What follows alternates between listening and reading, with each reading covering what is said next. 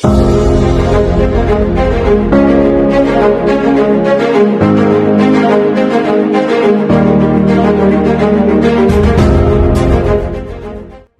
ស្តីអ្នកទាំងអស់គ្នា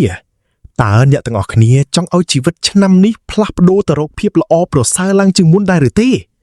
តើអ្នកកំពុងមានអារម្មណ៍ថាជីវិតហាក់ដូចជានៅទ្រឹងឬចង់ស្វែងរកវិធីសាស្ត្រថ្មីៗដើម្បីអភិវឌ្ឍខ្លួនឯងមែនទេ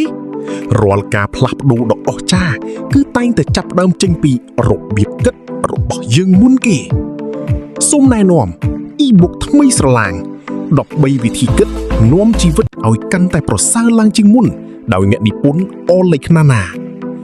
សៀវភៅអេឡិចត្រូនិកមួយក្បាលនេះនឹងនាំអ្នកទៅស្វែងយល់ពីគន្លឹះកែប្រែផ្នត់គំនិតបែបវិជ្ជមានវិធីសាស្ត្រអនុវត្តជាក់ស្ដែងដើម្បីជំនះរាល់ឧបសគ្គក្នុងជីវិតរបៀបបោះជំហានទៅរកភាពជោគជ័យនិងមានក្តីសុខពិតប្រាកដផ្លាស់ប្ដូរវិធីគិតជីវិតរបស់អ្នកនឹងផ្លាស់ប្ដូរតាម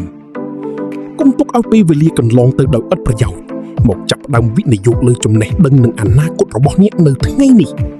បើអ្នកគិតថាសៀវភៅនេះគឺជាជម្រើសនៃការអភិវឌ្ឍខ្លួនឯង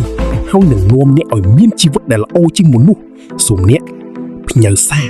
inbox មកកាន់យើងខ្ញុំឥឡូវនេះដើម្បីទទួលបាន e-book នេះភ្លាមៗ